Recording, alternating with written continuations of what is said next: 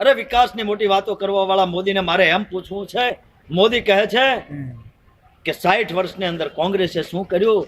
તો હે મોદી, જ્યારે તારી માના પેટમાં તારું બૂંદ નહોતું પડ્યું ત્યારે એ કોંગ્રેસે જે હોસ્પિટલ બનાવી હતી એમાં તમારો જન્મ થયો હતો.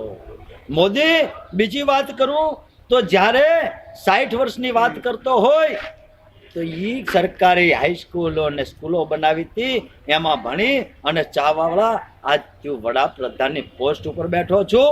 એ કોંગ્રેસનો વિકાસ હતો, તારો નહીં. અને જ્યારે તમારા ઘોડિયાના પારણિયાના નાકા નહોતા બંધાણા ત્યારે અમારા ગુજરાતની અંદર 212 ડેમ મારી કોંગ્રેસ સરકારે આપ્યા હતા. આની નામ વિકાસ કહેવાય.